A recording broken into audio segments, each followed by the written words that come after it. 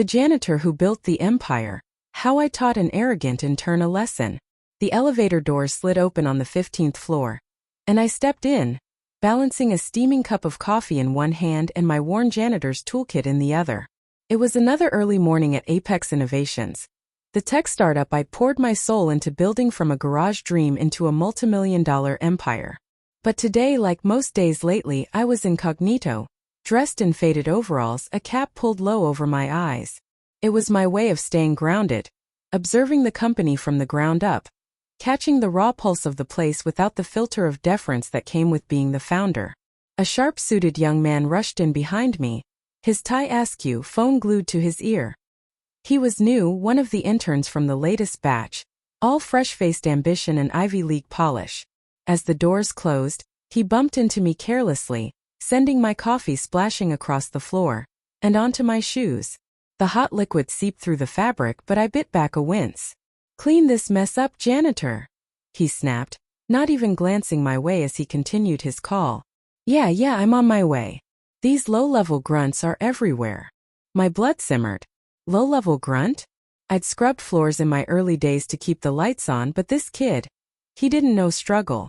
He didn't know the late nights coding prototypes or the rejections from investors who laughed me out of rooms. I knelt silently, pulling a rag from my toolkit, wiping up the spill with deliberate strokes.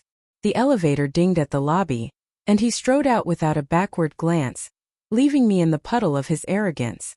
I straightened, watching him disappear into the bustling atrium. His name tag had read Ethan Harlow. Noted. By midday, the office hummed with anticipation for the all-hands meeting. It was a quarterly ritual I'd instituted to foster transparency, but today it carried extra weight. Rumors swirled about changes to the internship program. Whispers I planted myself through discreet channels. As founder and CEO, I rarely appeared in these guises anymore, delegating to my executive team.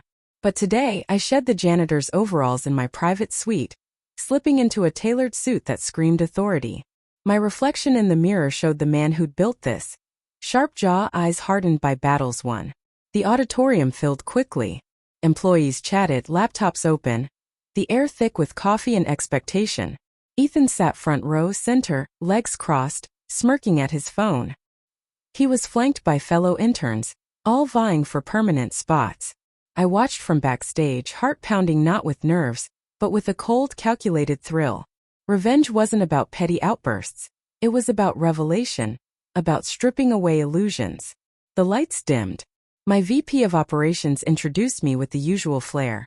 "Ladies and gentlemen, please welcome our founder and CEO, Alex Rivera." Applause erupted as I stepped onto the stage, the spotlight warm on my skin. Ethan's head snapped up, his smirk freezing. Recognition dawned slowly, first confusion, then horror, as he pieced together the janitor from the elevator and the man now commanding the room. I tapped the mic, the feedback hush falling over the crowd. "Welcome, everyone. Thank you for being here. I'm Alex Rivera, and it's always a privilege to address the heart of Apex, the people who make it beat."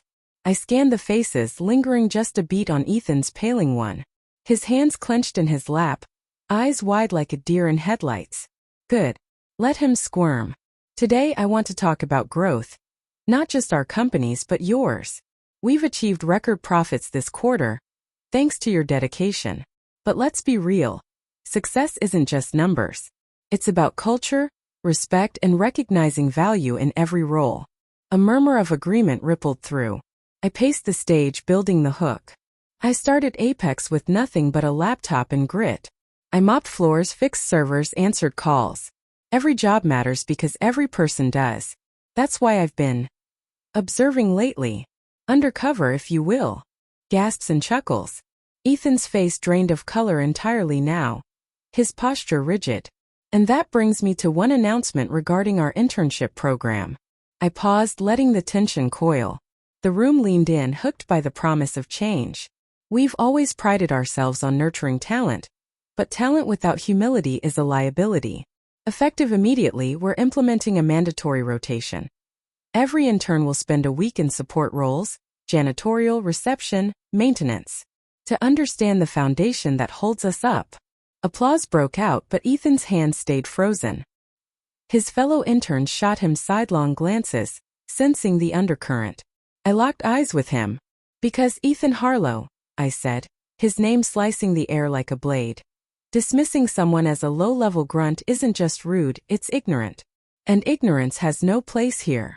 The room fell silent, then buzzed with whispers. Ethan's mouth gaped, color rushing back in a flush of shame. I could see the emotions warring on his face. Denial, anger, mortification. Part of me pitied him. He was young, green, but the sting of that elevator moment fueled my resolve. This wasn't destruction. It was a lesson wrapped in professional velvet. But let's not dwell on missteps, I continued, softening my tone to reel them back. This is about elevation. Ethan and all interns, you'll start rotations next week. Prove your adaptability and doors open. Fail to learn. Well, we value growth over entitlement. The meeting wrapped with Q&A, but Ethan bolted as soon as the lights rose, weaving through the crowd like a ghost. I fielded questions with ease, the adrenaline of justice coursing through me. Later in my office, HR reported his frantic email. A plea for a second chance laced with apologies. He'd researched my bio, realized the depth of his blunder. I leaned back, a satisfied smile creeping in. Revenge? Served cold but with a side of opportunity. If he rose to it, great. Apex gained a humbled asset. If not, the door was wide. Either way, the mess was cleaned. Months passed. Ethan threw himself into the rotation, scrubbing floors with a fervor that bordered on penance. I watched from afar, noting his transformation. The cocky strut gone, replaced by quiet determination. At the next all hands, he volunteered for a demo, crediting his eye-opening experiences. As I applauded from the stage, our eyes met again. Not in confrontation but mutual respect. The elevator incident faded into lore. A cautionary tale whispered in break rooms. And me? I slipped back into overalls, occasionally reminding myself, and others, that true power lies in empathy, not elevation. Yet, in quiet moments, I savored the sweet burn of that initial revenge. It wasn't just about him. It was about preserving the soul of what I'd built. Apex thrived, emotions raw and real, hooked on the promise that anyone could rise or fall, based on character alone.